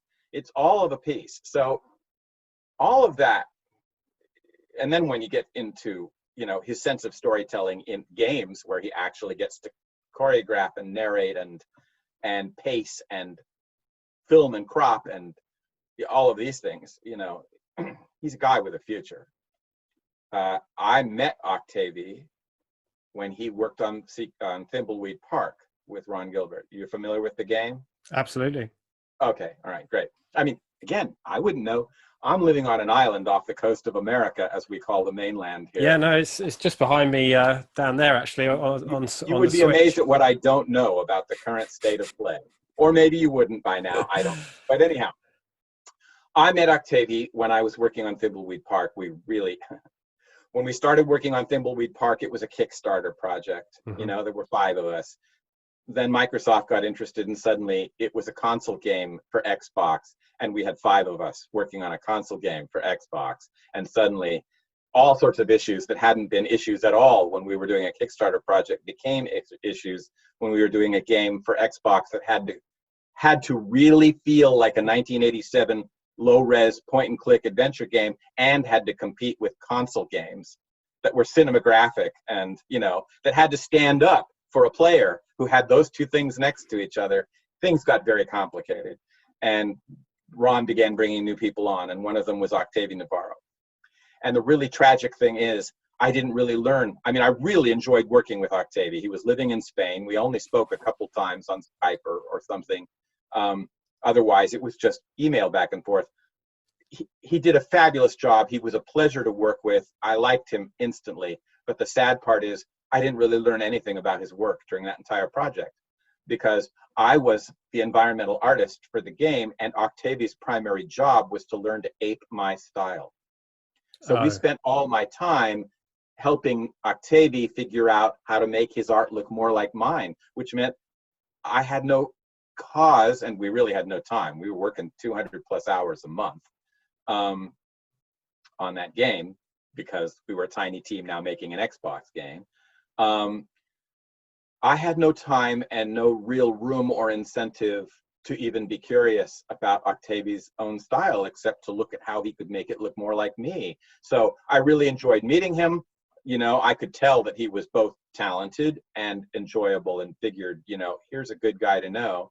But I didn't know anything. It wasn't until I joined Twitter and Octavi found me and corresponded with me, and I went back to his Twitter page and saw all this art and thought, oh my God. That was when I fell in love with Octavi Navarro after months of working with him on Thimbleweed Park. Well, not with him, but with his work. It was just a revelation to me. And it was really through him in a lot of ways that I found Juanila and, I mean, you know, a whole lot of other people whose art I have really come to just shake my head in amazement over. So narrative stuff, all of this relevant to Secret of Monkey Island. And what you were talking about game players' disillusionment with the way games went. Secret of Monkey Island is not just a classic because of the way it looks. It's not just a classic because of the way it leapt from Zach McCracken to, you know, EGA Secret of Monkey Island. It's a classic because of the fact, because of the kind of game it was, and because of the narrative talent of Ron Gilbert and Steve Purcell primarily, and to some extent Gary Winnick. They were really the trio of people who generated the story, the dialogue, the sense of humor, and the puzzles. All the rest of us chimed in with details here and there. We all had good senses of humor. We were all creative, puzzle-working kinds of minds, but those were the three that really defined those games narratively. And those games, in addition to being produced in that innocent age that I just talked about, where everything was always different from the others and always new from the previous offering, etc., in addition to that, those were games that were about storytelling. My giant passion as a person these days is the topic of storytelling itself. I have come to recognize really much more clearly in the last 5 or 10 years that storytelling really is the quintessential human activity. It is literally how we have created the physical world we live in. It is how we define ourselves. Medical research has discovered that both identity and memory are largely constructed narratives that are constantly being crafted, constructed, and revised by our brains as we go. Storytelling is literally how we are who we are. You know, storytelling, when you say the word storytelling, most of us think of an entertaining activity that is done by, you know, 5th grade teachers for their classes, or by entertainers, you know, at nightclubs or in movies or someplace, but it's not. Storytelling is what you do when you wake up in the morning and decide what to wear to work or how to do your hair. Storytelling is what you do as you decide what to do for a living or who to marry. Storytelling is something you started doing the day you were born, and it's something you will still be working on the day you die. The rest of the animals in this planet have varying degrees of ability to adapt to their environment. And the most clever ones find things in the world and find brand new ways of using them. You know, they'll find a stick or a rock or, you know, something, and they will figure out how to use those in ways that have nothing to do with being a stick or a rock. And that is brilliant adaptation. But nothing on the planet that we know of so far creates things virtually out of thin air that were nowhere to be found in a stream bed or a hilltop. All the things we're surrounded by, from paper clips to computers, rocket ships, quantum physics to a toaster oven, none of these things were lying on a hilltop and we just figured out a more innovative use for them, really. Almost everything we're surrounded by appeared in somebody's story years before it existed in the real world. When I went to art school to be an artist, not an illustrator, it was because I misunderstood what illustrators did. The reason I changed my mind is because I realized that illustrators draw everything in the world. That's not what I thought they did when I wrote that statement of purpose. I thought illustrators were people who did assembly diagrams for bicycles and blenders, or little black and white bullet art for the want ads in a newspaper. I had been reading fantasy fiction avidly since the 4th grade and had never wondered, never thought about where the pictures on the covers of those books came from. They were just pictures. I didn't think about it. Not until I went to art school and got into an illustration class, which I was enrolled in more or less accidentally because I was one of the last to register and all the classes I'd wanted to take were closed. So they'd already filled up with other students. So the least boring thing left for me was this survey of illustration class, which I took. And that's where I discovered that every image I had ever seen in the entire world that wasn't a photograph had been created by an illustrator. Every image of every subject matter in every style in any medium. That hadn't occurred to me until I was nearly 30 years old. Hadn't occurred to me. I left school to be an illustrator because I could draw anything, any way I wanted, with any medium, and I could switch. Yeah. Sitting there in school doing my pretty lovely landscape fine art, these sophisticated art students with their black velvet berets and rhinestones who spent all their time making ugly woodblock prints in the political department would come up behind me and say, well, that is really lovely, but it's so illustrative. And finally, by the time I left school, I was able to say, yeah, it's illustrative because I'm an illustrator. That's why it's what I do. Yours is not at all illustrative. It's ugly as hell, but it's not at all illustrative. I'll give you. So I found permission to do whatever I wanted in illustration, as opposed to all of the things I was supposed to do as a fine artist. And turns out that appealed to me more. What I didn't understand is that even as an illustrator, in 2000, I rode my mountain bike on a gravel logging road. I rode my mountain bike around a sharp hairpin turn into the grill of an oncoming truck. We totaled each other. And 6 months to a year later, as I came out of the recovery from all of that, I slowly began to realize that my head and my hands were not talking anymore quite as fluidly as they had been talking to each other before. I didn't become fully convinced of the fact that that was the case and that in fact there was nothing I could do to fix it easily for another year after that, but that's what happened. And as a result of that event, I went into writing because it was a thing I'd always been interested in as well, but had never had time to do. And only when I became a writer did I come to understand that even as an illustrator, I had been telling stories. I had always thought of myself as somebody who made images, and they were vivid images, and they really appealed to me, and they provided all kinds of imaginative experience for me, but I had never framed that in the word storytelling before. It wasn't until I started telling stories as a writer that I realized I had been telling stories one frame at a time, which is a really slow way to tell stories. Now, I mean, a picture may be worth 1,000 words, but 1,000 words is worth 100 pictures. And at that point, I discovered that I really loved writing. I loved writing more than art because I could just tell a whole lot more story, a whole lot faster. It was great. So that's how I became a published author. But little by little, I've come to realize that it's all about storytelling, all of it. Everything we do, the world we live in, who we are, the way we create identity and memory now, all of this is storytelling. What's going on right now in the United States between the right and the left politically, this whole upheaval we're having, this is a national crisis of storytelling. There are two narratives at work here. This really has almost nothing to do with what's actually happening mechanically on the ground with the economy or with the environment. Those are big issues, but this isn't actually about them. This is about our story and their story and which one's going to win, because our lives are so composed of story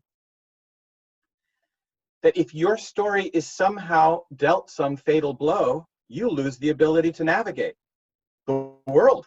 You lose the ability to engage people or defend yourself from things. We literally live and die by our stories as human beings, as no other animal on the planet. And most people don't realize that. They don't understand why it's so important to them that those people and that story aren't validating mine. So the fact is that if your story is crippled, you're a fish on dry land all of a sudden. That's what's really going on in the United States. Two stories are quarreling with each other to see which one's going to survive. Of course, they could both survive if you understood that they were stories and that they're both there to do the same thing in different ways, and that the world has room for millions of stories, and that all along people have been doing the same things in a million different ways with a million different stories, and that's okay. But you can't actually decide any of that until you realize that what you're arguing about is a story, not about how things are objectively in the world. You're arguing about the story that you use to navigate and interpret and engage that. Once you get that, a lot of this becomes easier to work out, but we don't get that. So that's my rant. Had nothing to do with Monkey Island. I apologize for it to whatever degree it should be apologized for. That having been said, the point-and-click adventure games that we made at Lucasfilm were exercises in storytelling. And Ron and Steve, and to some extent Gary, were very gifted storytellers. Beyond their gifts as artist, programmer, designer, and administrator, which were all considerable, they were gifted storytellers. And the reason these games are classic, more than anything about the SCUM engine or the look of the art or any of the rest of that, the reason they're classics is because their exercise in storytelling was so good, so that when somebody sat down to play these games, they were involved in discovering strange places, meeting interesting people, engaging in relationships, solving puzzles, mysteries, discovering. It was a giant cavalcade of mental and emotional creative exercise. When those games were replaced by first-person shooters, all that narrative went away. And for years and years, all you did then, it was all about autonomic response and dopamine loops. It was all about developing muscular and nervous thumb twitches as you ran down an endless, visually interesting, but airless and repetitive hallway, kicking, punching, stabbing, blowing up, and knifing whatever you encountered along the way. There was often some little story scenario attached at the beginning, at the end, to frame this somehow. But there was none of the same kind of exercise. It wasn't because those games were too slick technologically that people got bored with them. It wasn't because they were produced after the innocent age and they were all the same. It was because they weren't doing the thing. They weren't doing the thing with your brain and your creativity that adventure games had done before.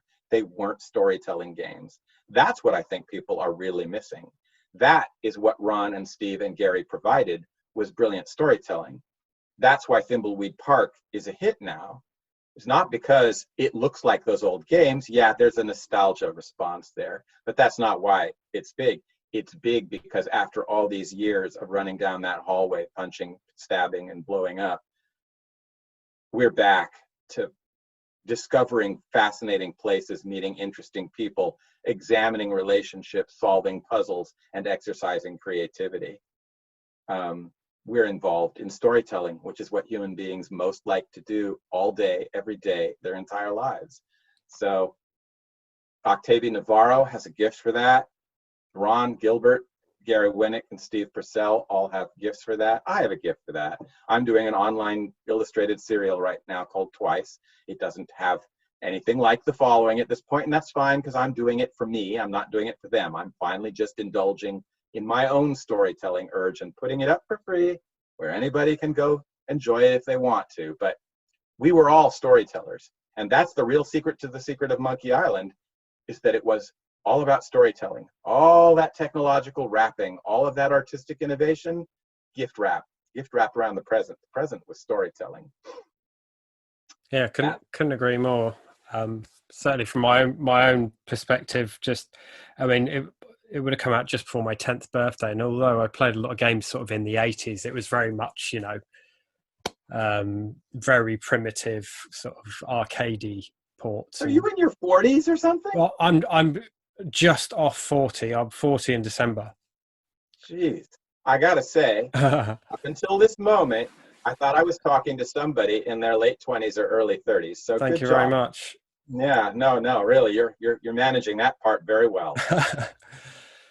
I'm sure it will hit me one day, like Tom Hanks in Big, and I'll wake up and Yeah, well, we're all sure of that Yeah. these days. Did you play the EGA version?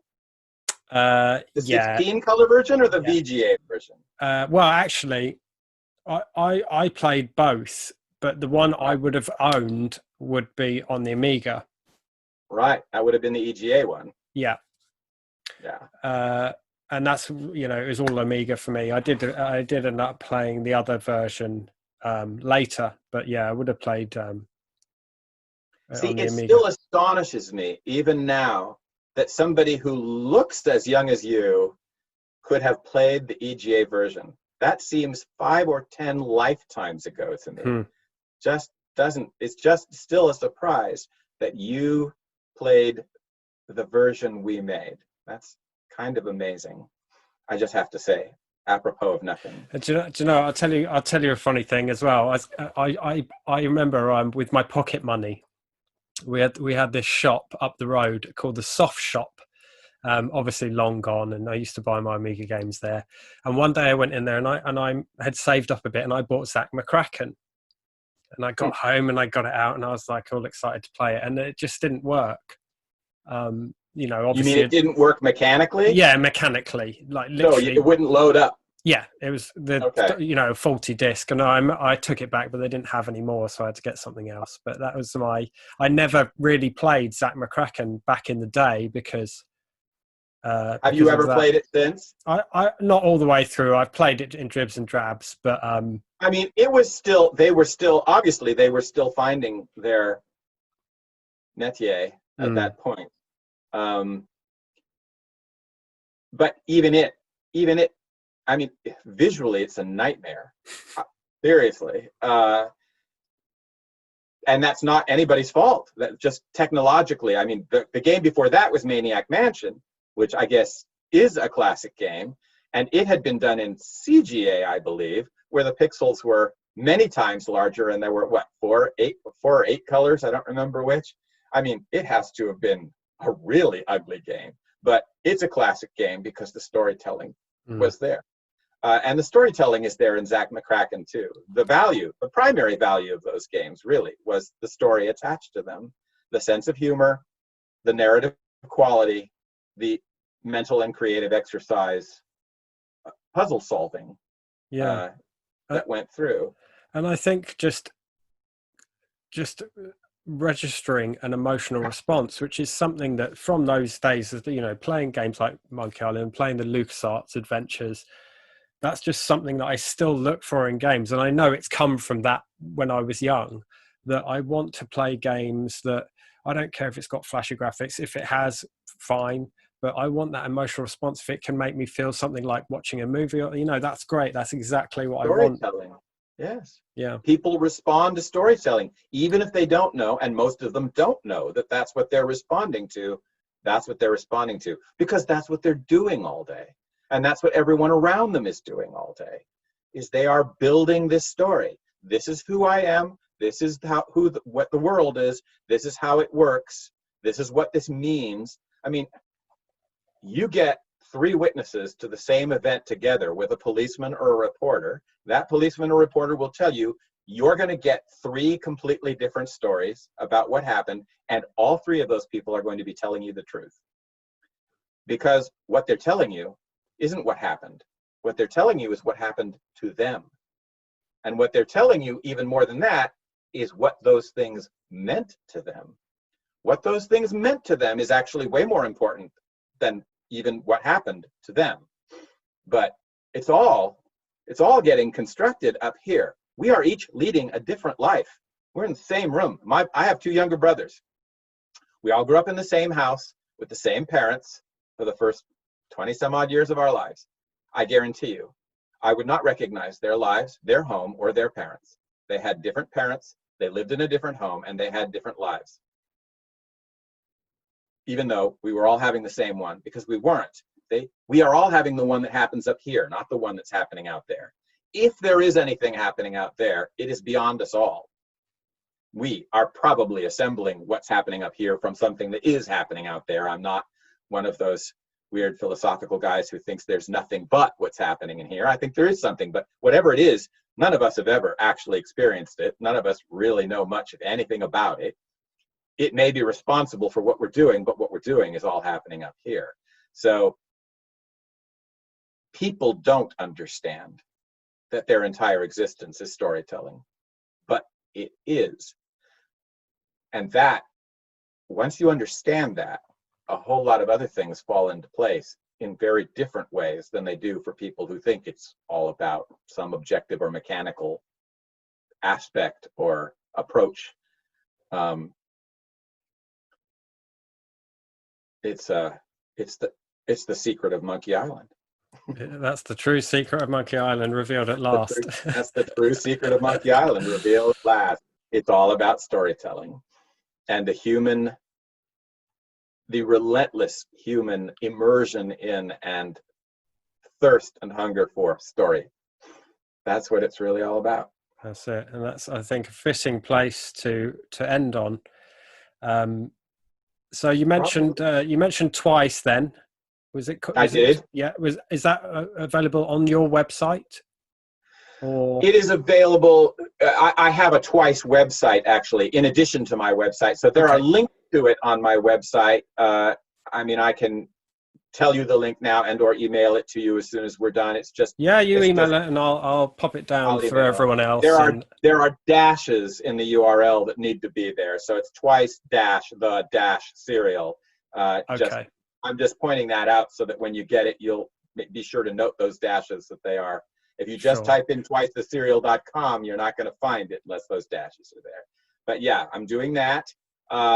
In terms of art, the art that and you're probably already aware of this, but in case you're not, the color cycling, palette shifting art that was really the peak of my achievement as a pixel artist, that everybody is, I think, who's aware of it at least, is most excited about after all these years, is all available now, doing all of its, well, most of its things, in an app called the Living Worlds app. You can install this on your smartphone. I don't think you can install it on a PC or a laptop yet, but it is out there, and I will send you a URL for that too. It was put together by Ian Gilman, who was one of the programmers on the original product in the 90s that that artwork was done for. So that is a way to get this art and have it and watch it do all the things it does, because nobody who's ever seen a still or even a GIF of these scenes has begun to see all the things that scene is and does. I mean, first of all 12 of those scenes exist at every conceivable time of day in several different kinds of weather, and then there are sprite-enabled activities, effects, and inhabitants that occasionally drift through and change things. And so yeah, it wasn't, that was done for a product that disappeared months after its release because of the gross mismanagement of the people whose company it was. The company went out of business. This was its first project, and the company went out of business a couple months later because they handled a lot of things so badly. And the venture capitalist who had funded all of that ended up owning all the assets, including all the art. So the art was put away somewhere and never used. And it wasn't, I mean, one of these software companies that I worked for years later paid a great deal of money for the right to use that art as cutscenes in the game Magic the Gathering Battle Mage, which that product was destroyed by attorneys at Wizards of the Coast and Acclaim, who were arguing over the legalities of the game in ways that made it impossible for us to start really working on it until the production schedule was nearly done. So the game was all thrown together at the last minute when all of the legal wrangling was finished, and the game was so badly put together that it came with a patch kit in the box. And that game was panned. I mean, some of the game's visual beauty has been recognized, but the game itself also disappeared within weeks or months of its release. So this artwork is kind of like the Hope Diamond. It's been cursed. Anything that uses it is destroyed within months. But I wasn't able to use it for all of these years. I was able to show it to people, but because it was color cycling in a .lbm file format, I mean, nobody even had anything they could run the color cycling on. So I could only really show it as stills that didn't move, much less change. and the difference is moving is the moment-to-moment animation. Changing is the shifts in light and time of day and weather and all the rest of that. So unless you had the original product, which a surprising number of people did in those few months, I spent decades not being able to show anybody the greatest thing I ever did as a pixel artist. And then finally, Ian was the one who talked to that venture capitalist who, after all these decades, was getting old and had never used that stuff. And he said, sure, go ahead. So suddenly, Ian was able to put them into an app and program them to do certainly nothing like all of what they did, but a good, the majority of what they did, and just put them there on people's phones so they could watch them. We've made a few there's a storyline kind of journal entry thing that goes with it now to add more story to it, but that's been a real gift to be able to just, and then of course years before that, Joe Huckabee figured out how to simulate color cycling online in a browser. And that's the first time these images were actually seen moving and changing. And that's when they went viral. And since then, everybody in the world's seen them. And until recently, nobody had any idea who did them because they were never attributed. They were just out there. So I am kind of excited to actually have those images widely around now and have a lot of people understand that, yep, I did those. Those were the height of my ability as a pixel artist. Everything has been downhill, at least as a pixel artist, since then. So, well, I'll certainly encourage everybody to check that app out. Yeah, that would be great. And I'll of course link your website and where can we find your book? You wrote a book, you said. I wrote a novel called The Book of Joby. I believe you can still find it on Amazon. I've written a few other things since then, but it's either just contributions to short story. An awful lot of the writing work I've done since then is to one extent or another ghostwriting, oddly enough, which of course, by definition, I am not free to talk about publicly. Sure. So I'll send you a link for The Book of Joby as well. That came out in 2007. So, and then art came back. Basically, Cintiq technology became good enough that I was actually able to start drawing again, not on paper. My run-in with the truck interrupted the motor coordination and hand-eye connection that was necessary to draw things by hand on paper. Years later, when Cintiq technology became both good enough and affordable enough for me to give it a try, probably, or for me, it was probably around 2009, 2010, somewhere in there, I got one and discovered that the ability to draw what I could by hand and then nudge it into shape and use all sorts of digital assists to correct all the little things that weren't right. That ability allowed me to start turning out commercial grade imagery again. And so I began making my living then again as an illustrator. And of course, at that point, I was joining a party very late as just another digital illustrator in a world of spectacular digital illustrators. So I wasn't making the kind of money or commanding the kind of visibility that I did earlier. So I had to work 5 times as hard to make a living. And at that point, a lot of the writing kind of went back to the background. So hasn't been a whole lot since The Book of Joby, but Twice is really my first big narrative writing project since The Book of Joby. And it's as of this, it comes out on Friday afternoons, and as of this Friday noon, it'll be 62 episodes since I launched it a little over a year ago. I imagine it's got probably another year or 2 to go before the whole story is finished. So it's pretty epic, and it's free. Awesome. You can see it without even subscribing. There's a newsletter called Inside Twice. If you want that, you have to subscribe to Twice, and then you get an email link in your email every week on Friday, and a link to a newsletter where I talk behind the scenes about Twice and the process and the story and all the rest of that. But unless you're interested in that, it's free and without subscription at the website on the archive page. So brilliant. Yeah, anything you can do to plug either of those will be much appreciated. I'll be more than happy to. And I will, yes, link all these in the video descriptions.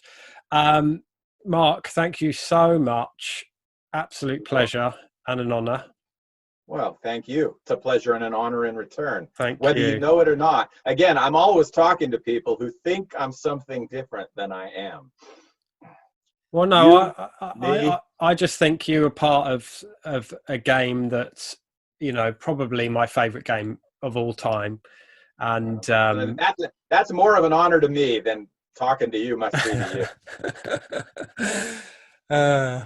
Thank you. But yeah, you know, it's a huge part of history for a lot of us, and I know a lot of people who will be watching.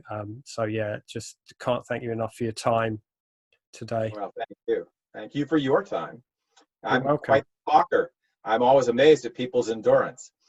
No, so, I love it actually. Just sit back and let you go, and that's perfect. I'm a wind-up toy for sure. Yes. All right. But I will send you a link to whatever ends up coming out of this, and great. If you're interested, you can watch. But I'm sure I'll be interested. Thank you very much. Cheers. It's certainly been a great way to meet some very, very enjoyable people. It's been a pleasure to meet you. You too. Good luck with. Thank you. With your station and all the rest of it. Thank you very much. And I will let you go. It's probably just about lunchtime there, right? My goodness, it is. Yeah. Yes. Yeah. Yes, it is. All right. Well, good. It's probably long past bedtime there. Sleep well. Yeah. Take care, Mark. Cheers. All right. Bye-bye. Ciao.